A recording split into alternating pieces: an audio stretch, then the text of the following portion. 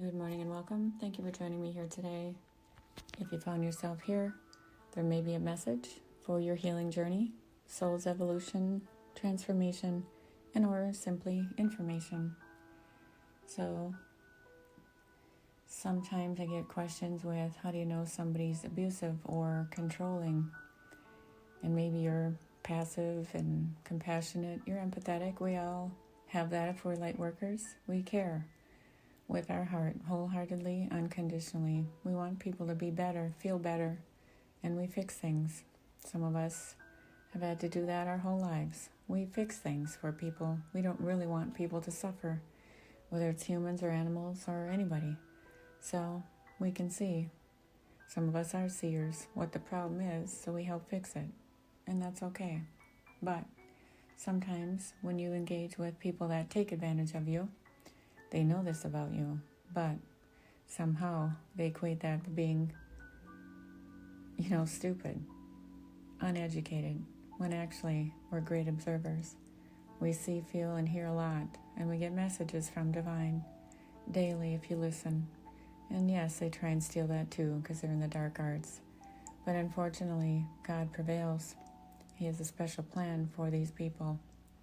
So if you are involved with somebody who's trying to steal your life, someone obsessed, possessed, constantly with you, and maybe when you were with them, did a lot of things, if you unpack everything, that are bizarre, really crazy bananas. That's what I have to say. Not normal, unhealthy habits, relationship tactics, and or basically all those things that narcissists do to you. They're possessive, obsessive, leads to crazy behavior. They want to control your actions and all your decisions, and probably behind the scenes they are. They have your social security number, driver's license, passport, and they do weird things with them, and all your pictures that you didn't give them. They look through your phone, they back it up to their computer, thinking they're nice. They'll put your plan on their business plan, and there you go. They have everything from every part of your life, and if they don't know, they just look it up or hire private investigators to do so. They stalk obsessively. They look through your windows with binoculars. They track you, whether they put devices in there themselves and or they hire people to do it. It's really obvious. And if you can feel it, you know. When you know, you know. The stalking is endless, 24/7, 365. And they laugh about you with their little friends. And their friends, maybe, you don't even know who they are. Not the true friends that you met. These are crazy people with secret societies, unbeknownst to you, abusing their power, and yes, even within the legal system. Unfortunately, sometimes it's just not upheld. But keep it moving. Keep it moving. Someday, somewhere, somebody trustworthy will believe you, and the justice will be served.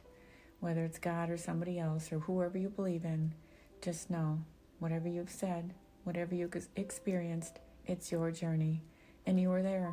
Even if you have proof, just keep it moving.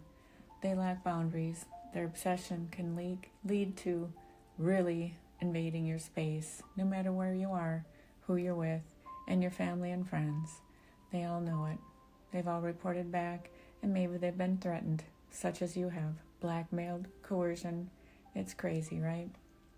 Maybe it feels uncomfortable, but keep journaling. Whether you do it in a safe place in a book, or maybe they found it and destroyed it and went into a rage fit.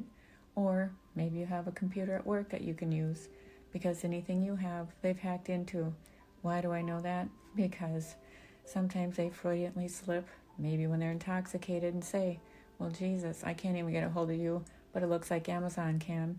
The only way they would know that is because they've hacked into your emails, because you've signed up for delivery services through UPS, FedEx, and yes, the local postal service, so they steal your mail.